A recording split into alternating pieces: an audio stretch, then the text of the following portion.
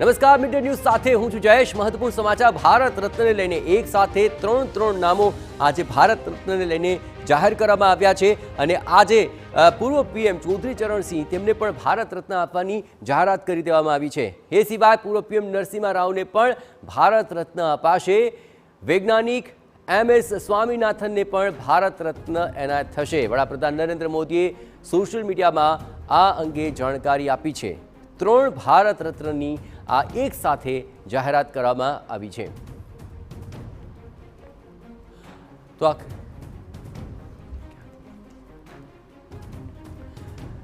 तो आज मामले વધુ વિગતે વાત કરવા માટે જોડાઈ રહ્યા છે ટીવી9 સંવાદદાતા અમોદ રાય। અમોદ, क्या है अधिक जानकारी?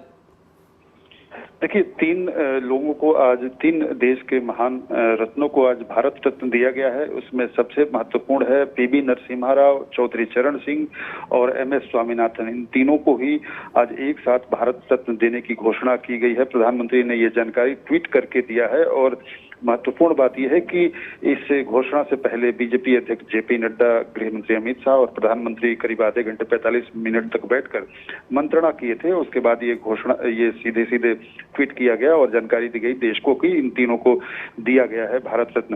जाहिर तौर पर प्रधानमंत्री चूंकि नॉन पार्टीजन दिखने की हमेशा उनकी ख्वाहिश भी रहती है और रहते भी हैं इन सब मसलों पर, तो इसमें आप कह सकते हैं कि जैसे चौधरी चरण सिंह, जिनका बीजेपी से कोई ताल्लुकात नहीं था, PB नरसिम्हा राव कांग्रेसी प्रधानमंत्री रहे, उन दोनों को ही दिया गया। तो ये अपने आप में दिखाता है कि बीजेपी ने जैसे बीजेपी के अपने नेता को लाल कृष्ण आडवाणी को भी भारत रत्न दिया गया, तो वहीं आज PB नरसिम्हा राव और चौधरी चरण सिंह को भी दिया गया। तो ये प्रधानमंत्री का एक नॉन पार्टीजन का जो अपना एक थॉट है, उसके तहत ये बहुत इम्पोर्टेंट इसका एक रोल रहता है। और साथ ही MS स्वामीनाथन और PB नरसिम्हा राव दोनों ही दक्षिण भारत से आते हैं। वैसे में दक्षिण भारत में बीजेपी की पैठ कैसे बने, बीजेपी के प्रति खास करके प्रधानमंत्री नरेंद्र मोदी के प्रति कैसे लोगों को सकारात्मक सोच, बिल्कुल एक सार्वत्रिक आयाम से इस पूरे मसले को देखा जा रहा है। धन्यवाद। तो आखिर आ समग्र मामले जोवा जाए तो आखिर आ नामोनी जाहेरात तेने लईने हवे तर्क वितर्क पण शरू थशे। વધુ વિગતે વાત કરવા જોડાઈ રહ્યા છે કોંગ્રેસના નેતા ભરતસિંહ સોલંકી। ભરતભાઈ, આખરે આ તમામ મામલે નરસિમ્હા રાવ, ચૌધરી ચરણસિંહ, આ તમામ લોકોના નામ પણ જાહેર થયા છે। કઈ રીતે લઈ રહ્યા છો આ જાહેરાતને?